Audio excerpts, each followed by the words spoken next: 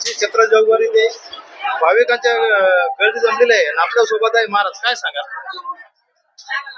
आज गुरुपौर्णिमा ही देशभर खूप भक्तिभावाने उत्साह साजरी केला जातो.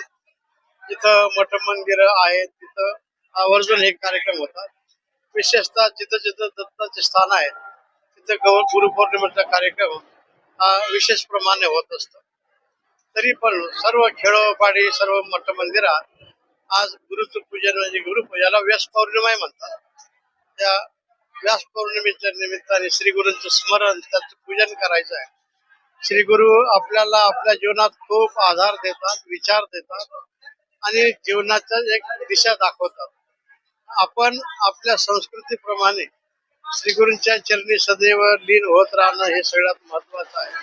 आणि एकच गुरूंच्या कृपाशीर्वादाने आपल्याला केवळ आपल्या पुरता, आपल्या घरापुरता, आपल्या गावापुरता विचार नाही करायचा, तर संपूर्ण देश आणि विश्व व्हावे कल्याण सर्वांचे, दुःखी कोणी असू नये हीच श्रीगुरूंची भावना असते.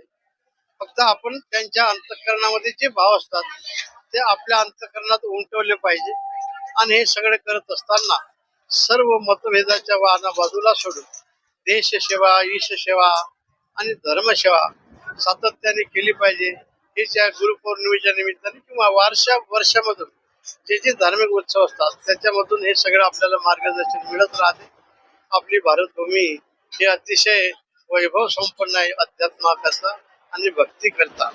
इतर कुठेही आपण जगभर फिरलं तरी हा आनंद आपल्याला पाहायला मिळत नाही.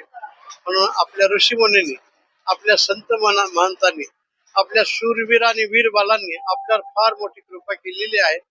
आणि त्यांच्याच आशीर्वादाने आपण आपल्या देशामध्ये सर्व जाती धर्मामध्ये सदैव एकोपा टिकून आणि सर्वांनी एका विचाराने राष्ट्रप्रेम अधिकाधिक वृद्धिंगत करावं. राष्ट्र अबाधित असेल तर गुरुपौर्णिमा चांगली करता येईल. हे सगळं धार्मिक कार्यक्रम करण्याकरता राष्ट्रप्रेम महत्वाचं आहे, राष्ट्ररक्षण महत्वाचं आहे. आणि ते असं वेगवेगळ्या प्रकाराने होत असते. आज गुरुपौर्णिमेच्या दिवशी श्री दत्त मंदिर संस्थान श्री क्षेत्र देवगड येथे श्री समर्थ सद्गुरू कृष्णगिरी बाबांनी हे सर्व निर्माण केलेले आहेत. तेव्हापासून ही गुरुपौर्णिमा होत असते. आजही मोठ्या संख्येने सर्व जाती धर्मातील बांधव इथं आले. दर्शनाचा, प्रसादाचा, कथा कीर्तनाचा त्यांनी लाभ घेतला आणि त्यांनी आपल्या जीवनामध्ये खऱ्या अर्थाने हा आनंद प्राप्त करून घेतला.